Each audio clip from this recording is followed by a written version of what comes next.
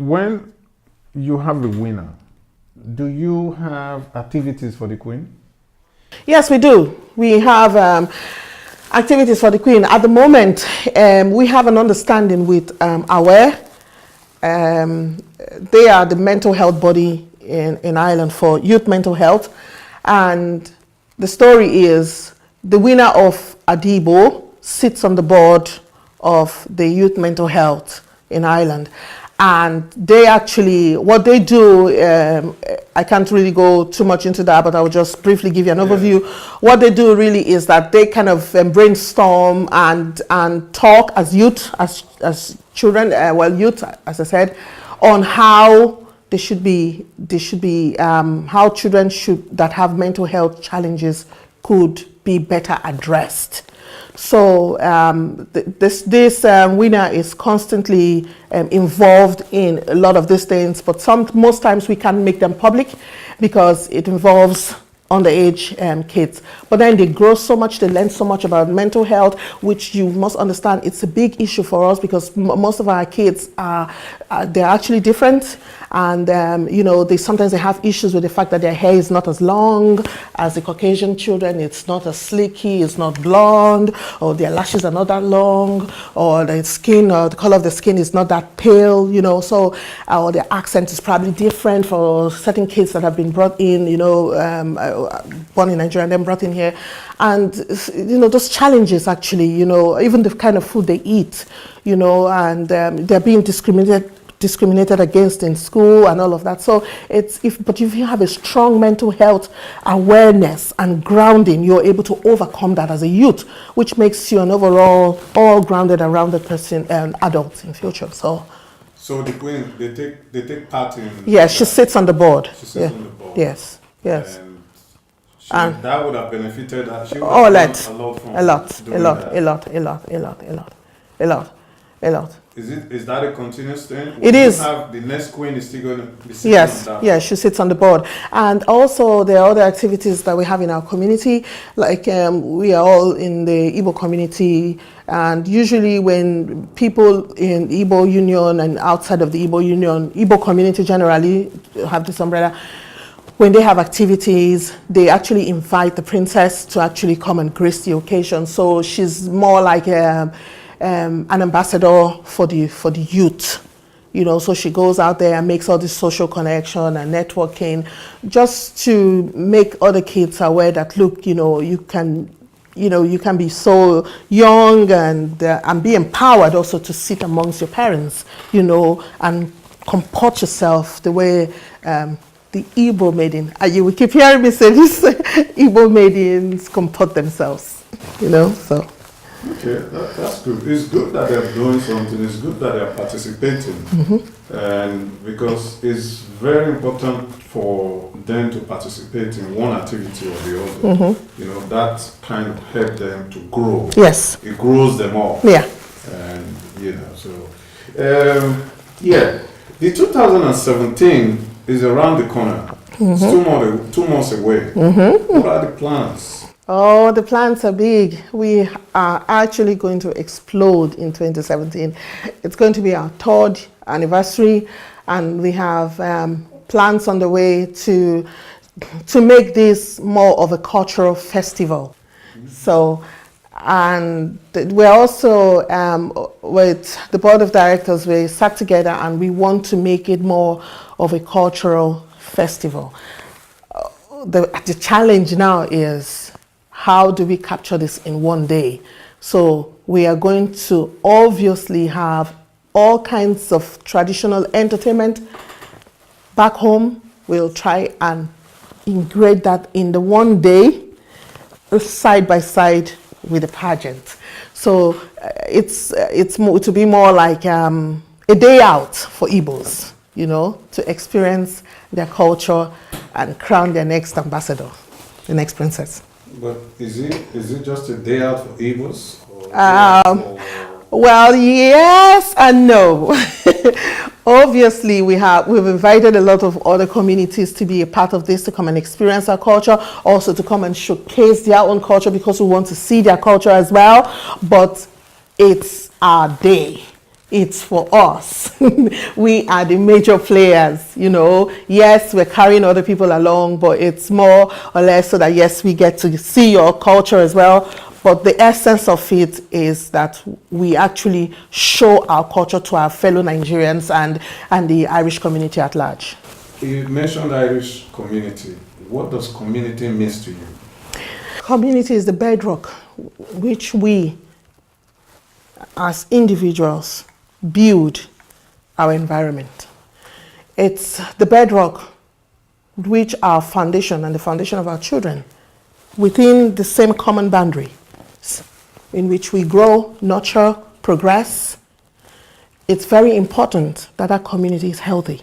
It's also very important that the community is seen to be alive and vibrant. It's also very important that the community is seen as progressive, because when you have a healthy, progressive community, you have healthy, young, aspiring generation.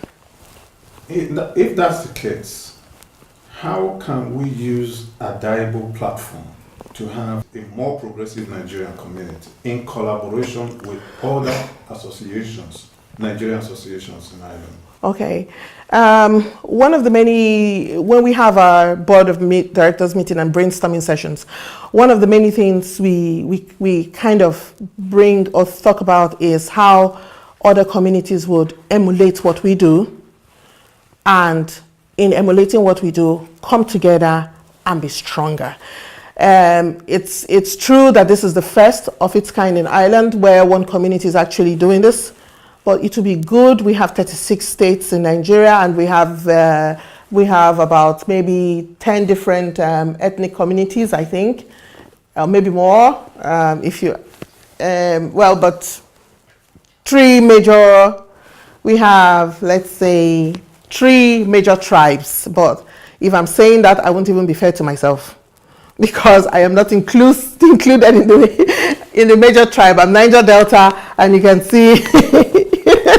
In a way, so when I say 10, I'm actually adding myself and a few other people that are put down normally by the Nigerians when they say the big fish. Thank you. You know, so yeah. But if you ask my husband, he will say 3 because he's amongst the 3. Yeah, a friend of mine did tell me at a point that if we divide Nigeria now, where are you people going to go? I said, are you joking me?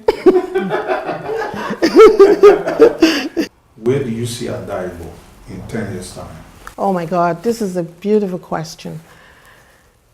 In 10 years' time, I want to think that myself and my board of directors, the chairman, chairlady inclusive, that we would have gotten to that stage where Adaibo would not be a ticketed event.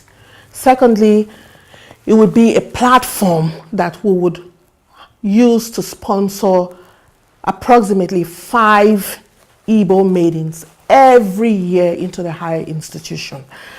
If we are able to achieve this, where our young girls would come out and compete rigorously, that they are well grounded in Omenala, in Igbo, and they go home with a check each of 5,000 euros to at least kickstart their higher institution program, I think myself and the board of directors at Igbo will be so happy. It's our dream and our aim to see that we can, from Adaibo, sponsor our girls to be very well-educated, articulate, and sound and well-grounded Igbo maidens in the Republic of Ireland. 10 years from now, God willing, we will achieve that and more. 10 years from now, God willing, we would have raised and nurtured young children that would look back and say, I am so proud. I will beat their chest and say, I am so proud to be Igbo. I am so proud. I am so happy. I am so glad. And I bless my generation, and I bless my forefathers, and I bless Mrs. Anuse, and I bless Big Joe Bijak, and I bless Mrs. Noyelu Migeli, and I bless Stephanie Bijako, and all the other sponsors, you know, that have supported this program with the same passion that we have. And how do you think that all these your dreams, how do you think love and selflessness from the community can help you to achieve that? I think 100% love and selflessness contribution from my community will actually propel it to the skies. No, the skies. How do you want them to do that to you? How do you want them to reach out to you? To keep doing what they're doing. They're doing very well at the moment. They're excellent. I can't fault them.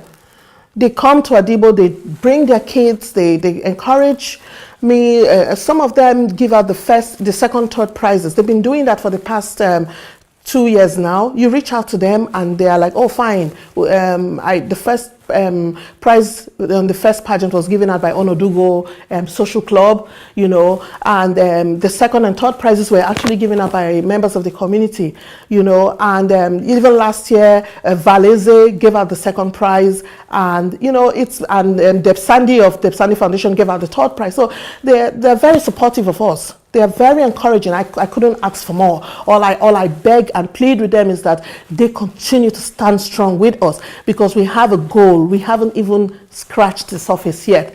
Our children will speak Igbo. They will dress in Igbo regalia with confidence and not be ashamed that, oh, I'm wearing this Ankara, or I'm tying this ejele around my legs, and my Irish counterpart they are laughing at me and saying, oh, what is that thing I'm wearing on my leg that is making this kind of sound? So we want our children to be proud of our traditional dressing, proud of our language, proud of the food, proud of our hairstyle, proud of everything we do, even the way we talk, even our accent. They should be proud of it, because it is what makes us. It is who we are, and nobody should take that away or deny us of that.